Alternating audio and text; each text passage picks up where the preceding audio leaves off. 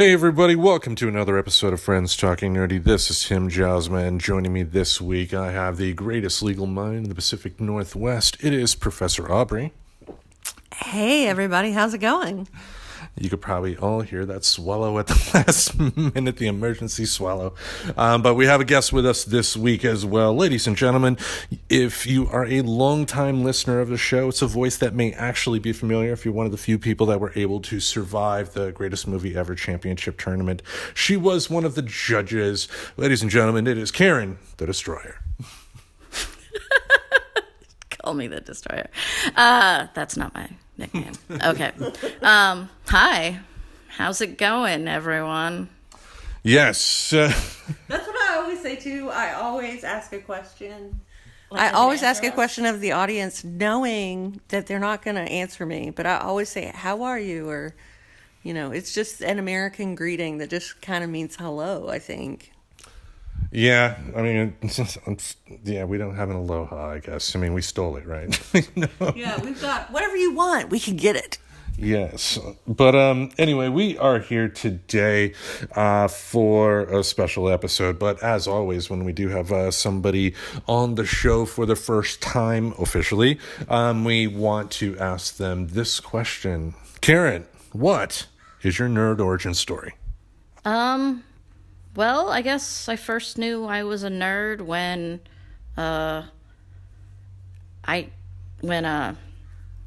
everyone was watching sorry.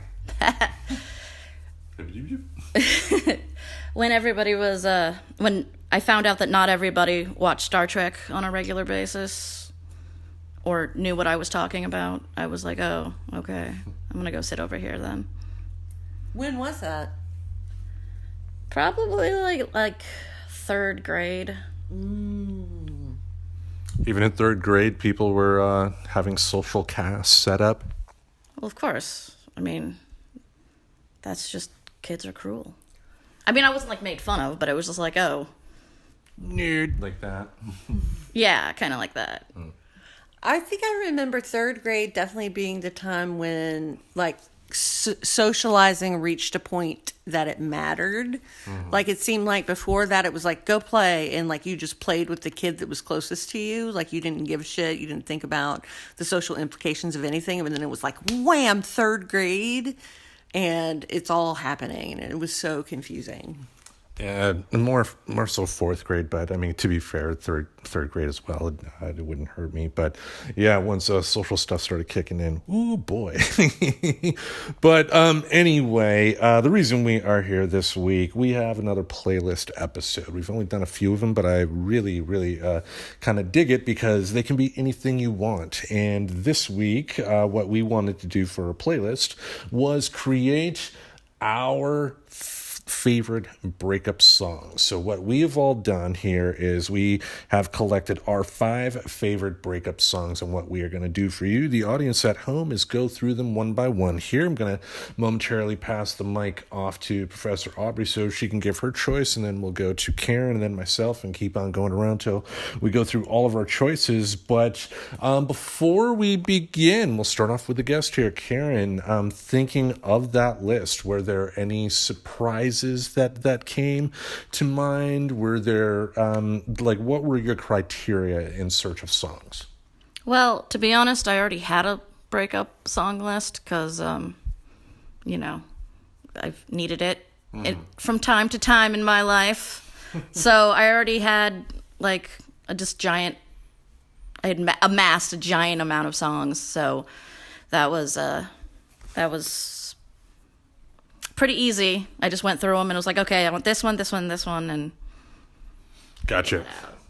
What about you, Professor? I think what was surprising was I was able to decide on 5 right away. So boy, my life has been full of breakup songs. I love breakup songs even when I'm not breaking up. I just love sad songs because they make me feel happy in comparison, I think is why. I'm not sure. It's a weird psychological thing.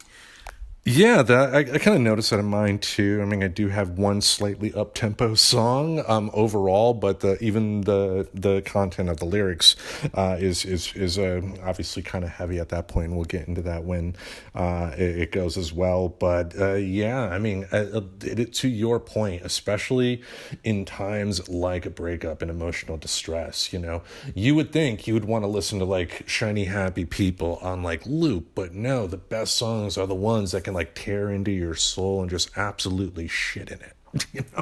Yeah, it's like that level. I mean, I think we all carry around with us, traumas and feelings, and those feelings get very close to the surface when you are going through a transition, which a breakup is always a transition, whether it's something you're looking forward to or something you're not looking forward to. And in those moments of transition, that layer between us and our feelings sort of gets a little thinner, and you can access those emotions really easily by listening to music or looking at art or, reading novels, anything creative, really, because you're so close to the surface of those emotions. Does that make sense? Indeed, very much agree. Yeah, and yeah. I mean, what is that Elton John song? Sad song, say so much. I mean, they definitely can here. So I say, unless you have any more words, let's dive into the list. Okay, we're gonna dive into the list. Karen here has stage fright. You said she was going first. Well, but I know she's going first. I'm not saying the list. I'm just overall last words. But all right, Professor Aubrey, number 1 on your list, and go. Well, I like to be as complicated as possible, and so I've made mine kind of complicated.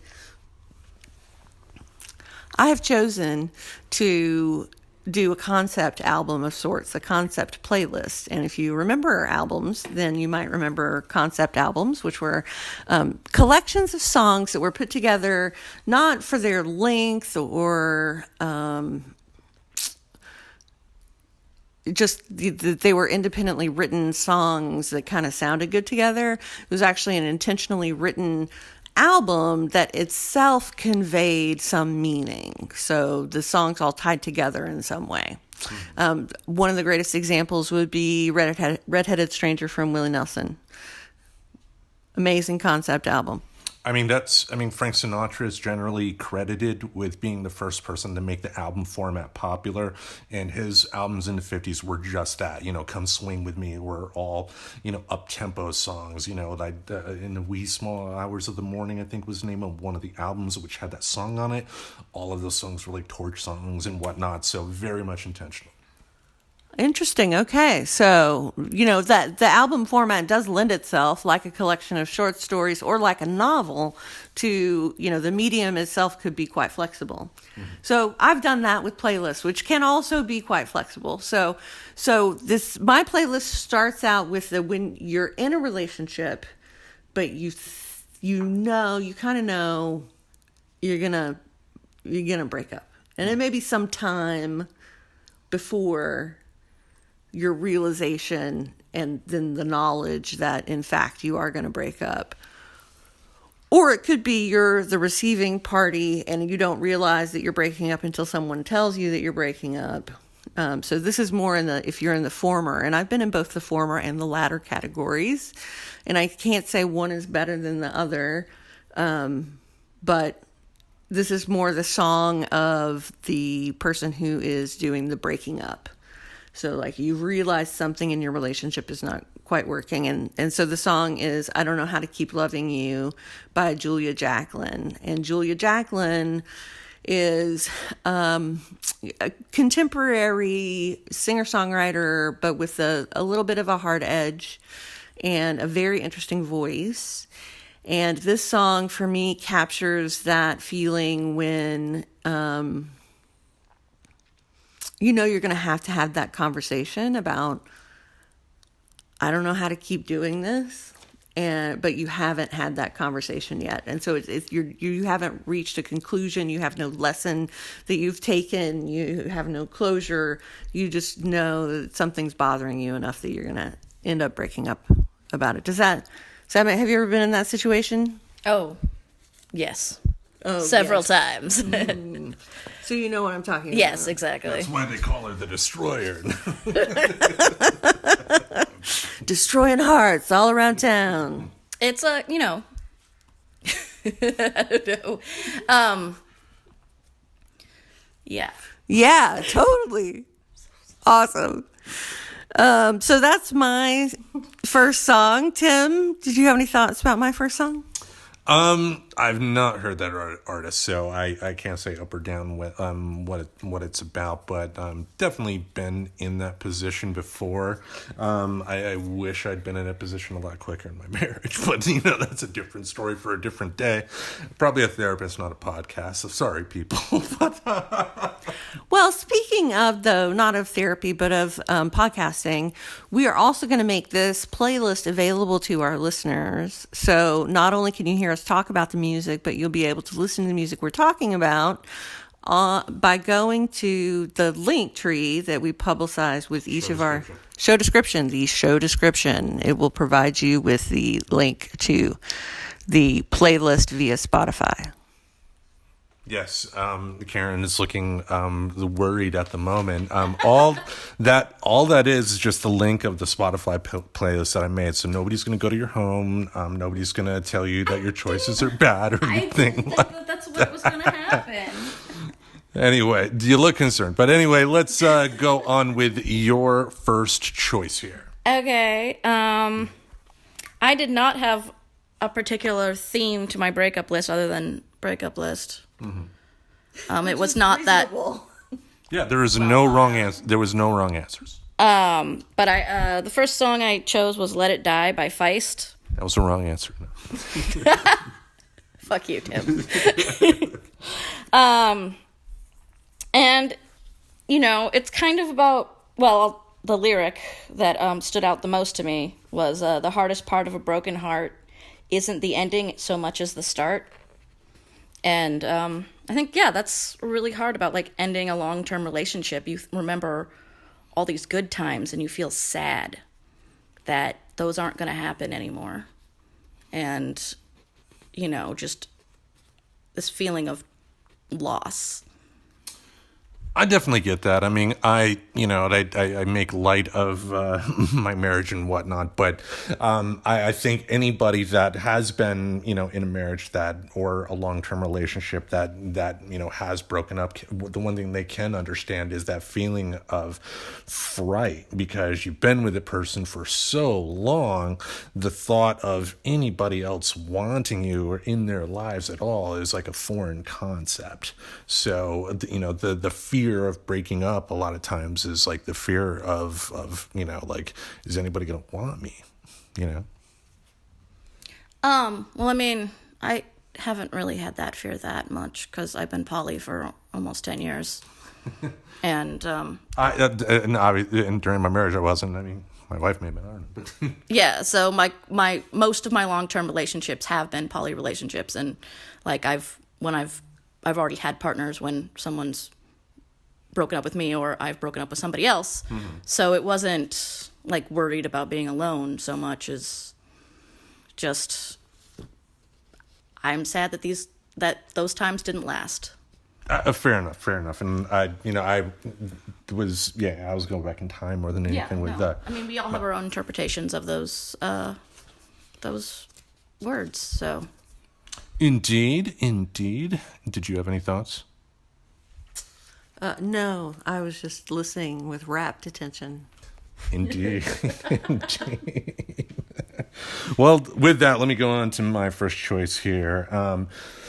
There are stages of grief during a breakup. One of the stages that does occur usually happens at the very beginning, and that's kind of the angry stage.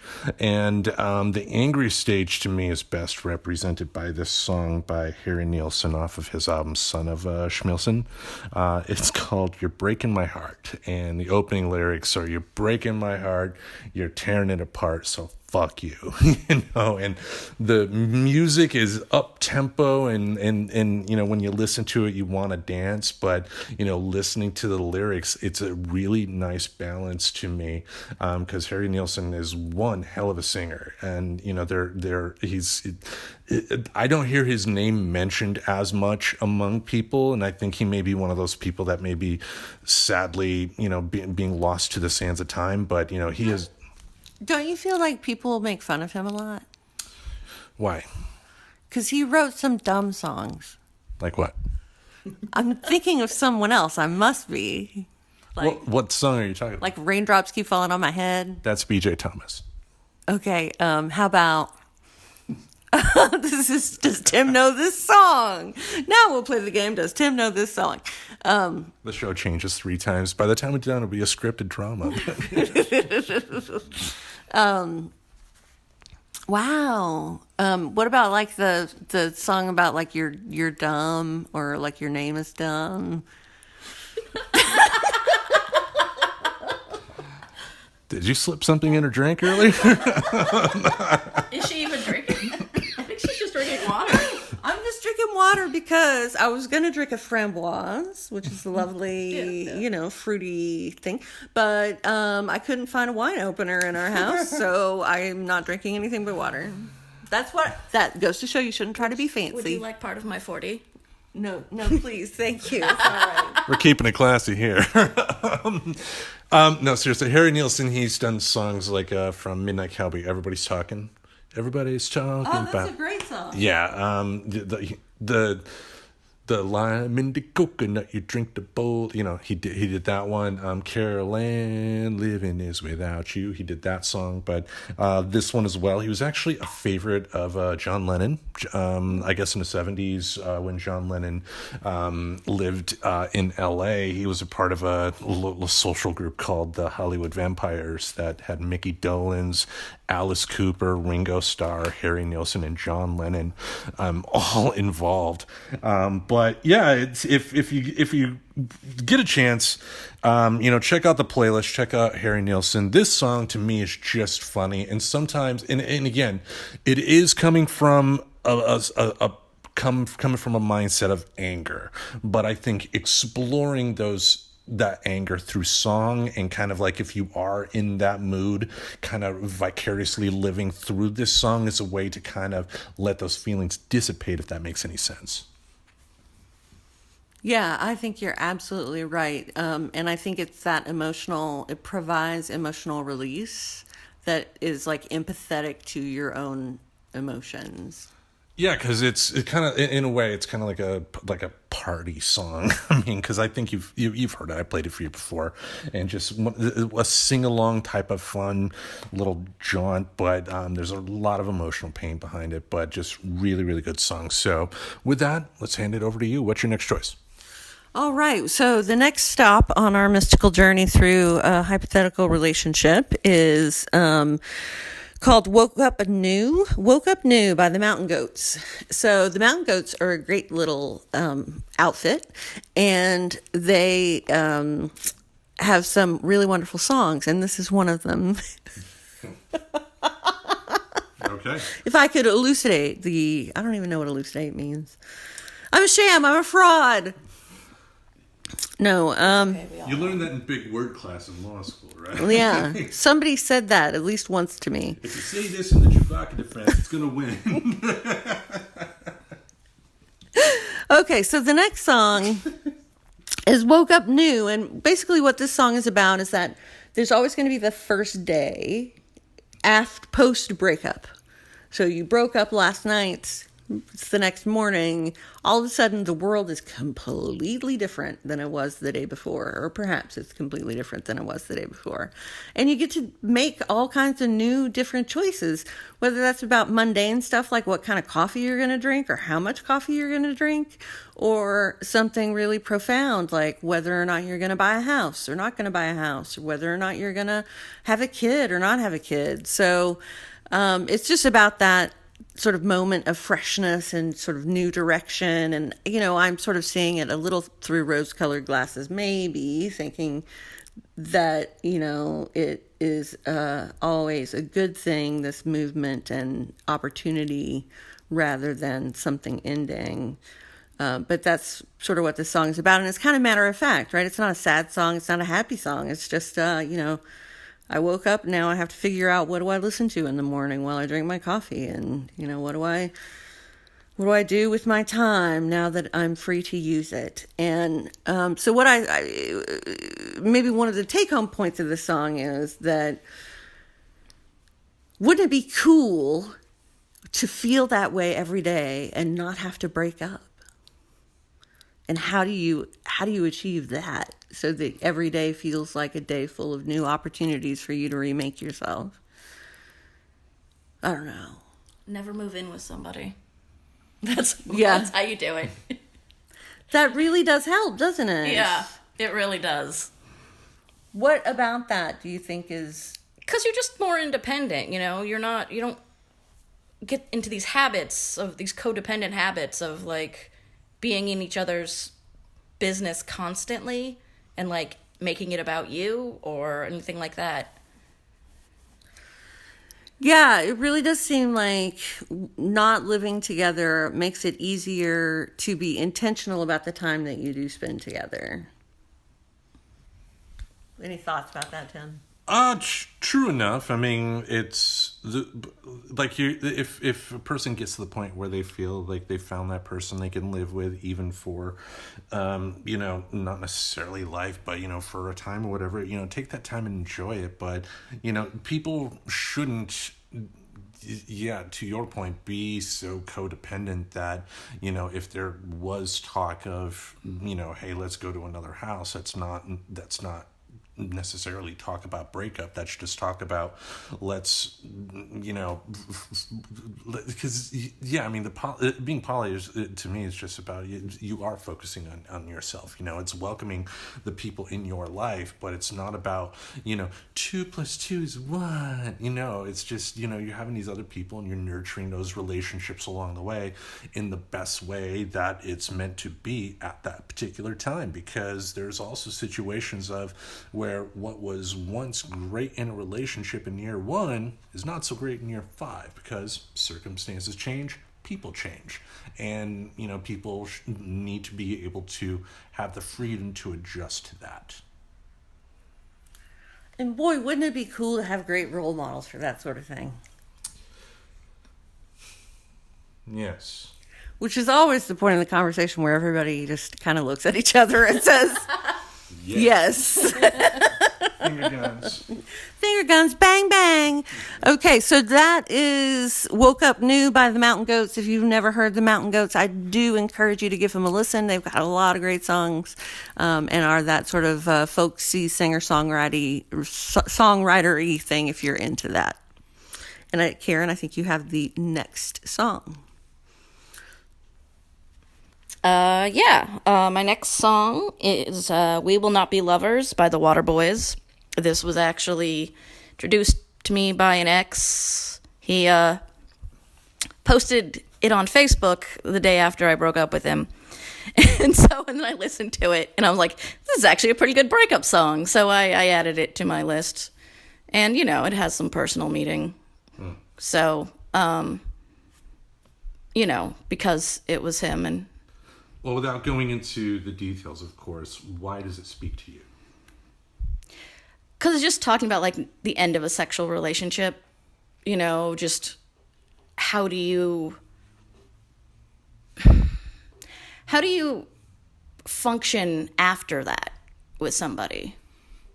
Yeah, that can be complicated. I mean, everybody will always, wants to say, yeah, we could be friends if we break up, but it doesn't always work out that way. It's sort of like putting Pandora back in the box. Yeah. Could it be done? Most definitely, but it does take a lot of hard work, and it takes a lot of people being able to be self-reflective too, and not let emotions cloud everything.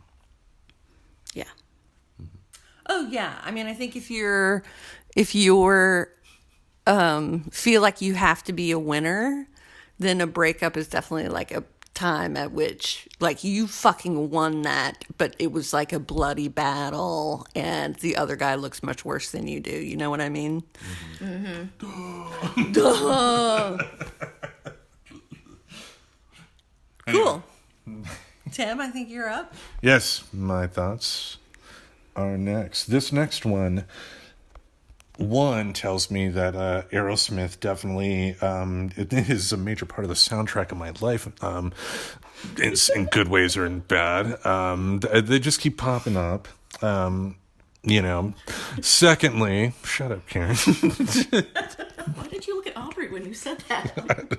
Oh, I was confused. no. Anyway, Or were you calling Aubrey Karen? No. Okay. No, I was not.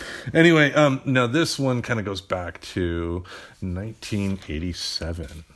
It was me in the 5th grade, and there was this girl by the name of Michelle in the 4th grade.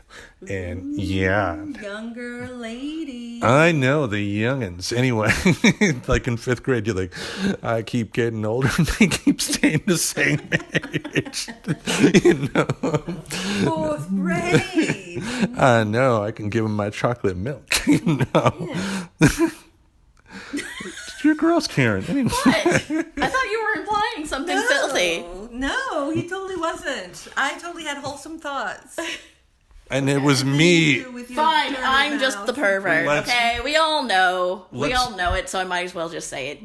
Well, let's be honest here, too. Me in 5th grade, I would not have been thinking that because I just, I was like so scared of the girls. Anyway, this song here is a big reminder of what happened because of this Michelle girl. Like, she was the first girl I ever had the courage to talk to. Like, on recess, we would always go by like the slide and just talk and all that.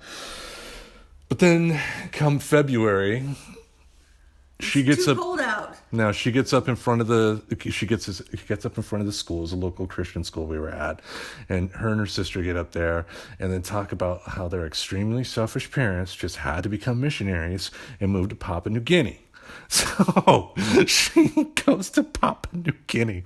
That day she gave that thing, it was like her last day at school. Which is like the farthest away you can get from Michigan. Yeah, and Like again, in all ways. and again, mid-February. I'm not saying it was Valentine's. I don't remember the specific date, but I do remember it at a time where Valentine's stuff was going on.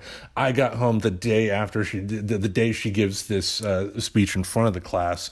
Turn on MTV and it's this song playing, and then I go to my room and cry like a little bitch. So it's Angel from Aerosmith. Yeah. So it's from their Permanent Vacation album, their comeback. And is it their best? By no means is it their best. They've done far better ballads. But this is just one of those nice little nostalgia trips. Sometimes you can be nostalgic and enjoy the nostalgia and still kind of understand that the piece you're watching is not the best. Kind of like watching Super Friends,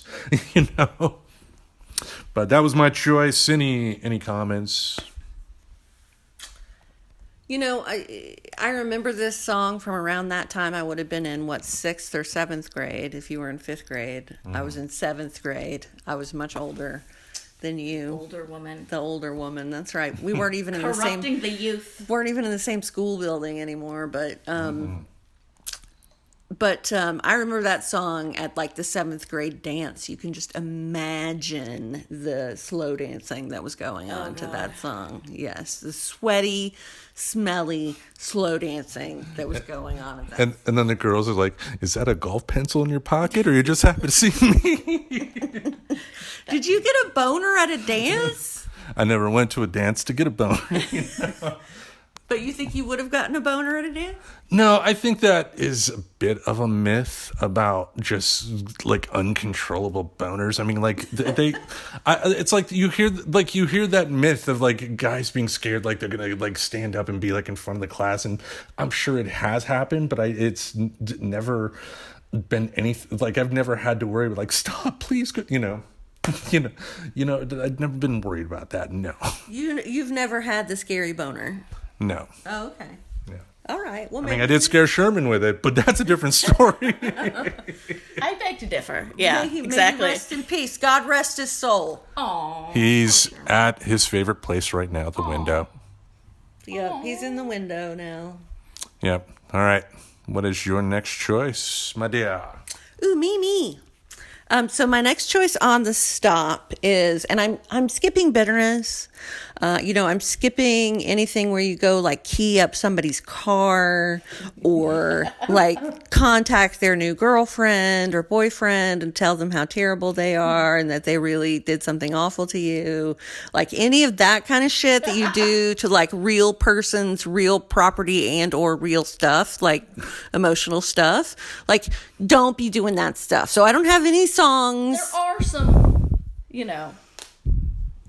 Sorry, I just totally. Like what? I don't know. Do it. You know what you wanted to say. Say it. If they assault you or something, I think that's fair game to like. That's No, absolutely. Yes. That's not a reflection of bitterness. No, I know. From a breakup, right? Well, I So mean, we're talking a breakup under. it could be. it could be involved too. Yeah, I guess it could be involved. No, I mean, absolutely. If things in real life have happened to you, I guess that was my caution, is that let's not run away with our hearts here, people. And let's control ourselves and fair. not do anything out of control in any direction. Neither assault people nor be assaulted. And if you're about to assault someone, seek some assistance. And same thing if you have been assaulted, definitely. I was just more talking about that you're just like really mad at somebody.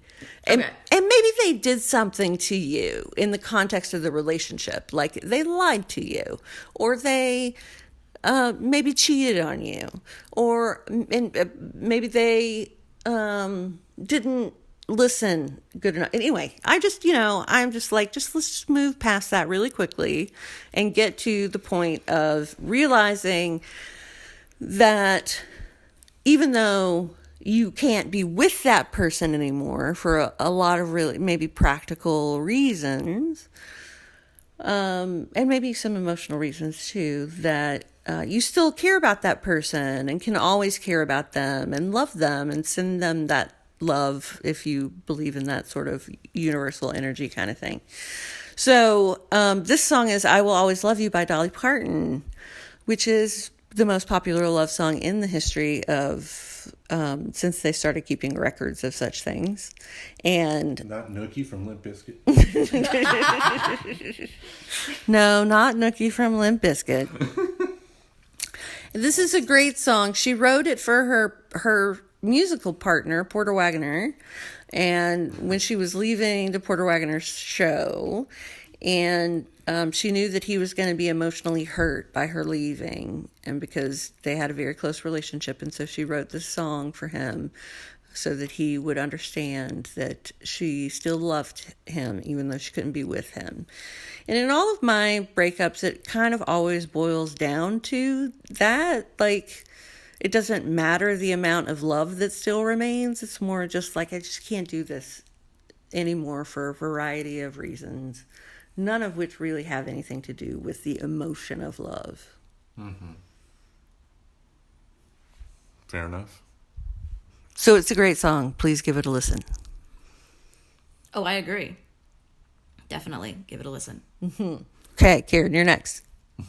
Oh yeah, okay. Okay, my next song is She's Got You by Patsy Cline. This is a go-to of mine on karaoke, which I sing very badly, but I get drunk enough, I'll go up there. You're like, don't threaten me with a good time. Exactly. Yeah. Exactly. And it's, it's about all these things that she has still in her possession that remind her of her lover. And she has these things, but she no longer has that relationship. And so she's very sad, obviously. And, what is she going to do? Except pine over her lost love. Well, Patsy was pretty tough, so she might go try to beat up the person who was trying to steal her boyfriend. That's true. Yeah. That's how I understood it from Sweet Dreams, the biography of Patsy Cline that was made into a movie. Oh, I should read that. I have not read that yet. It's an excellent book, and it's a wonderful movie that stars Lange. Jessica Lange. Okay. And she plays Patsy Cline, and she's absolutely freaking amazing. And I think she does all the singing. I think so. Okay, I'll definitely check that out, and you guys should too. Yeah. Okay. Yeah. Karen has such nerves here. Yeah, well, public speaking is not my forte. Well, anybody listening to the show would know that it's not mine either. So let's be fair here. We'll kind of keep it in the country vein with my next one here. This song is actually from an album we've talked about on the show here, Waylon and Willie. It's The Wurlitzer Prize, I Don't Want to Get Over You. And it's a really simple song to be able to sing. I mean, like, I got a deep enough voice that most of the singers I like sing in a higher range. So most of the time, if I'm singing along, it sounds like absolute trash. The only times it can get somewhere near respectable is if, of course, the singer is like near my range somewhat, and Waylon Jennings' voice is way down there. I am not trying to say I sound anywhere near as good as Waylon Jennings, but I, as a singer, I think you can appreciate that, Aubrey, that if it is in your range, it does just come off better, right? Oh, absolutely. Yeah, but this song right here, what I absolutely love is that it really does capture that pathetic part of the breakup, where you are just sitting there replaying a song over and over again, thinking, that used to be our song, and just thinking about that. But if you think about that, even though that is a bit of a pathetic stage, if you utilize it right, that can be a good stage to heal, though, too, because when you do have that breakup and in the moment, all you think about is just the negative. That person's the worst, that person's the worst. But this part actually gives you a chance to say, maybe not so much. Of course, to your point, that is, of course, depending on the type of breakup we're talking about. If we're talking just a basic, two people, not the right type of chemistry, miscommunication type of breakup, type of song. So, any thoughts on that? Well, I think you're absolutely right. There is that time, and I think it's probably just for your information, that there's a period of anger or thinking that the person is terrible that precedes this part, which is the sadness and feeling like how much you're going to be done. I mean, I think it's different for everybody, the amount and like what emotions they feel to what intensity on what schedule, just to sort of throw that out there, that there's no typical breakup process. Like, we all do it differently, and we all do it differently every time. So I certainly know things that have worked for me in the past, like,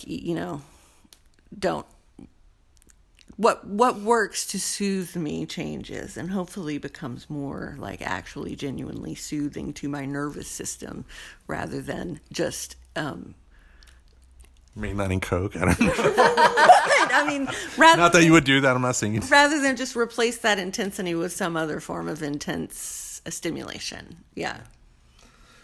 Indeed. All right. What is your next choice? So my next song, right, we've realized that we still, of course, love our former partner because we do. And then it's been a long time and we actually haven't seen them, maybe even haven't thought about them in a while, in 6 months or a year, not even thought of their name. And somebody brings them up or mentions their name, and it all comes flooding back, and how those tender feelings that you have for someone can just all come back in an instant when you're reminded of them. And so this song is a Bob Dylan song called If You See Her, Say Hello, which is a wonderful song off the Blonde on Blonde album. And it's a quiet and gentle song about lost love and that remembrance of lost love, where you think maybe it's possible I might see them again. And wouldn't that be nice to see them again? It's like when you've gotten to the point with a breakup that you can think about the person and think to yourself, it would be so nice to see them. I hope that they know I wish them well. If you see her, say hello. Indeed. And, that's probably like the end of the grieving process of a breakup, when you do get to that point where you can finally accept that it's okay to move on. Exactly. Yeah. Yeah, it's definitely the best part of a breakup. Yeah, By because far. it'll be over. Exactly, when you can just say, well, that didn't work and that's okay. And yeah, it's a very important part. Yeah, to still have those good feelings. Because it's, I mean, depending on how long you've been with someone too, like you have so much good feelings wrapped up in a relationship that you definitely don't want to like throw that all out with the bad stuff as well. Yeah, and Do you want to Yeah. go on to your next one then? yeah. All right, let's do it. What's your next? Sorry. Professional, Not awkward. Karen. Great segue. Okay. So my next one, Welcome back to Social Anxiety Theater. right, is called "Everything Reminds Me of You" by Elliott Smith. If you guys didn't know this, Aubrey does a very beautiful version of it on her guitar, and yeah, it's kind of just about this, you know, that time when you're just grieving and you're depressed, and it's just, his voice is so emotional, and you know, you really feel the emptiness that I think comes along sometimes when you end something. Indeed. Yeah, just how the mundane can become animated with the spirit of the person that you've broken up with, right? Like, oh, they loved sugar cubes, right? And I've got sugar cubes in my cabinet, and so that's going to remind me of them. Yes, but you know, Is I he look a at horse? He or she a horse? Why are they into sugar cubes? I mean, oh, you mean like in their tea or something? But like, Did she I ever just tell you- imagine just eating sugar cubes? Did she ever tell you about her time in Tijuana? Hey, no. God. Thanks for putting that in my head, Tim. I have sugar cubes in the fridge right now just because I like to have a fancy tea party whenever I have the opportunity. And so you never know when you're going to have maybe the it's- opportunity. Maybe it's the band Sugar Cubes. Well, I get your point though, because there have been times where I've had a breakup, and then like I remember one, like where like out of nowhere I just found myself, you know, listening to music, walking, and then like lip syncing, and then that made me think of the person, but that also made me think, oh, like that. And you know, that kind of helped start the thaw in terms of, you know, I hope they're doing good too, you know, similar to like the Dylan song, you know. Yeah, I think that's maybe a little farther along the process in this particular Elliott Smith song. Yeah, he seems pretty depressing. I mean, But I think it is definitely possible to feel all of those at once too. Like, I miss this person, I love this person, but also fuck them. You know, anger that whatever happened. yeah, I mean, even if it's something like miscommunication can still hurt and cause very legitimate pain, and can take a long time to get over. Absolutely.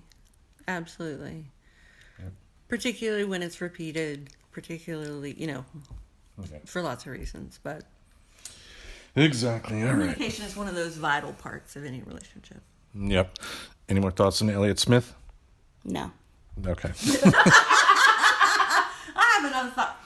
No. Huh? What? I was going to say, fuck him, but then I thought about Elliot, and I was like, how could I possibly say that? I love the song. I think it's such a great song. Such a sad song. Okay. Sad songs say so much. Yes, all right. I will go with my next one. Another Aerosmith choice.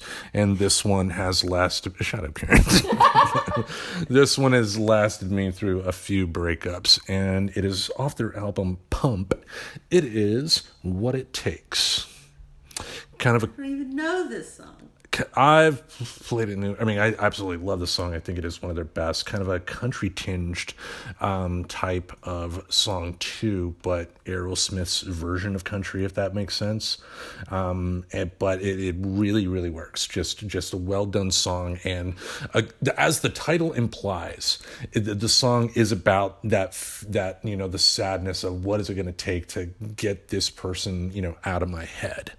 And I think it really captures that well. And, especially when you're in the throes of it, me listening to songs like that, to your point, end up making me feel better. Because sometimes too, like certain songs, may end up making you cry a little bit. And this is definitely, depending on the mood, one of them. And, getting a cry because of a sad song, so healing. So healing. Yeah, because, we need to cry. Humans need to cry. And so sometimes if you're the kind of person like me, I don't actually cry a lot. When I do cry, it's like totally uncontrollable because I totally try to not cry. When I farted in the car in Seattle, no. But like sometimes you just need to cry. And by listening to songs that make you feel that intensely, you can get that emotional release without having to actually feel those feelings about yourself. Oh, most definitely. I definitely go through a period of time where I just listen to music and cry. But I cry all the time, so God, that makes me sound so emo. But I'm an emotional person, so, I have to live with that. Yeah. All right. We are reaching our final choices here. Professor, what is your final choice? My final choice is the song Amsterdam by Joan Baez. Joan Baez is most famous for her folk singing. Are you making a museum? Well, Joan Baez, right? She was Bob Dylan's lover for some period of time. We don't know how long. We don't know when. We don't know how many times. We don't know the details. But what do you think Lay Lady Lay was about? Oh, no. We think that they were in love for some period of time. And I've always thought that Joan Baez was in love with Bob Dylan and Bob Dylan was no longer in love with Joan Baez, if you know what I'm saying. To be fair, Bob Dylan only really loves himself. Definitely. So I can definitely see it going that way. Yeah. Like I don't really see it going the other way. Yeah. Because why would he be upset? He would just be like, hey, chick, that's cool. And move on to the next chick. Like me. You don't sing like me. So. I can't badmouth Dylan. We will cut you. So Joan Baez does this song. She wrote this song. It's called Amsterdam. And it really is emblematic, I think, of the maturity, the fullness of broken up state that maybe we don't even achieve until many, like I'm talking 20, 30 years after breaking up with someone, where they are like the golden memory. And so just like the time I went to Hawaii when I was 15 and everything was beautiful and smelled like coconuts and there were geckos and hibiscus and I can put myself back in that moment. Like a Disney cartoon. It's exactly like a Disney cartoon, but I lived it. I experienced it. It was real. So first love is like that. So it's been, 20, 30 years for me for first love. And so I can say at that point, you reach a point in relationships where it's just impressions, and it's a impressionist exposition of what's in your heart for someone. And so it's just those moments that you remember. And in Amsterdam, the first lyrics of the song are just the pattern of the sunlight on a building, just a flash in a window, just a frame in a movie, Amsterdam. So this idea that it's just the split second that you remember and how perfect it was and how your lover was a good kisser and they made love miraculously and they made you breakfast in the morning and they were, so attractive to you and you're just so into them. It's those memories of that time from a long, long time ago that are so, so sweet. I mean, nostalgia definitely has a way of making everything look golden, right? I mean, yes, I think it has the power to make everything look golden. And I also think, for me, there have been good moments even amidst the sort of like dandelion in the gravel parking lot kind of situation where maybe the things that I'm remembering now aren't they aren't even like salient details to what was actually happening in my life, but just these sort of really beautiful moments that you remember. yeah, no, I totally agree with that. statement. Awesome. Tim, anything? No. Okay. Karen, what's your last one? My last one is I'd Rather Go Blind. I'd Rather Go Blind by Etta James. And the first line is, something told me it was over when I saw you and her talking. And I think just sort of like the first moment you know, oh, this isn't gonna last. This is over. And sometimes it takes a really long time. Sometimes it can take years. Sometimes it takes weeks or days. But just that first realization that you don't really want to believe. It's sort of how I interpret it. And just, I don't know, feelings of rejection. Definitely. That's part of being alone too. I mean, it's rejection. I mean, you don't want to be alone, and you feel people are rejecting you. So, kind of similar type of feelings. So. For some people, well, I don't know if you knew this, but I'm being a professor now. I don't know if you knew this, but people are more afraid of dying than they are of public speaking. And people are more afraid of public speaking than they are of dying. And people are more afraid of what we were just talking about than they are of public speaking. What were we just talking about? It's always got to come down to this, doesn't it? Realizing that a relationship is doomed. Oh, I'd rather go blind. Yeah, this, right, you'd rather anything than have that realization, certainly. Yeah. I should no longer be holding the phone. Why do you say that? Weird way of using it responsibly. Anyway. All right, I will go here with my final choice here, unless you have any more words about your song there. No, I'm good. Okay, my final one here. Kind of a cliche song. It's one of those songs that people always say first, but then they think, oh, that's been done too much. But I think the song in question does have an honest spirit to it, which I like. Every rose has its thorn from Poison. Poison's not the best group in the world. They're not, okay? I mean, they made some fun songs. Let's put it that way. They have made some fun songs, but, this is one that, for good reason, I think would last longer than the other ones, just because it does speak to that honesty of, again, realizing, something is the relationship you thought was going to be something, it was not what it's going to be. Unfortunately, he has made a couple of horrible versions of it over the years, including one with Loretta Lynn. And you would think, why would a Loretta Lynn cover of it be bad necessarily? But the audio mix one sounded like he was calling in from a phone, and his volume was higher than hers. And also he essentially was singing the song in the same way and expecting her to adjust to his singing, which, really shows how much of a weakness he has as a singer, because a good singer would have been able to work, with her, or, find a way to have a compare and contrast type of deal to make it work, not just be like, sing the song, bitch.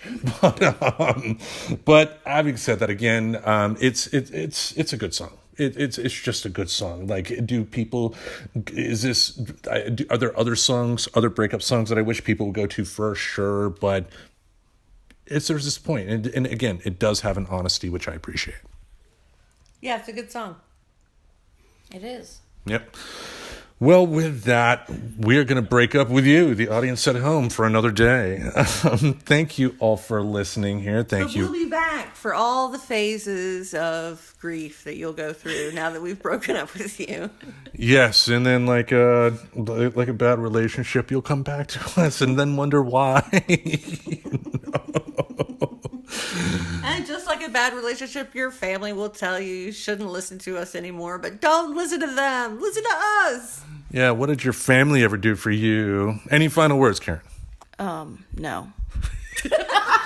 But by saying that, you just gave a final word, so. I suppose so. Anyway.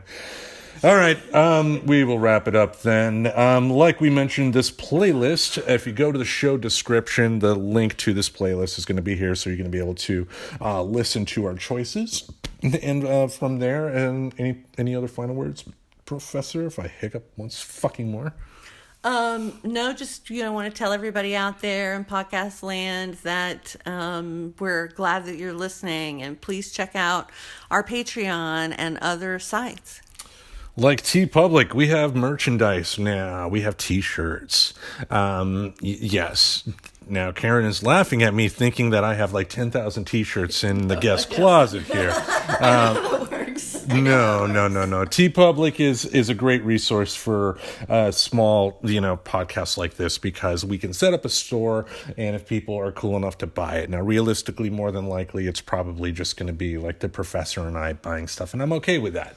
But having a nice quality T-shirt with the show's logo, I mean, like the first day we went out with the shirts on, people asked about it. Yeah, we got complimented on the shirts. Now, we did have matching shirts on, and Tim's very tall. So it could have been that, like, hey, what's that tub of popcorn and stick of butter doing walking up the street with matching shirts on?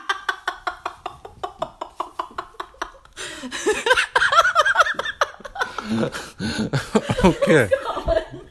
Could have been.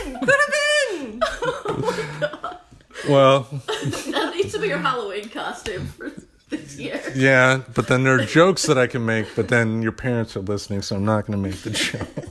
So, thank you. You're welcome.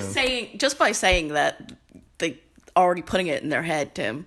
Just saying that now. Yeah, I said it. You're thinking it, so it must be true. But, all right, with that, we'll wrap it up here. Thank you once again for listening. Every Wednesday and Saturday, we are going to have something in this podcast space to entertain your ear holes. Until we hear you next, we bid you adieu. And good night. Bitches. Subscribe to Friends Talking Nerdy on iTunes, the Google Play Music Store, as well as Spotify. Remember to support Friends Talking Nerdy on Patreon. Goodbye, darling.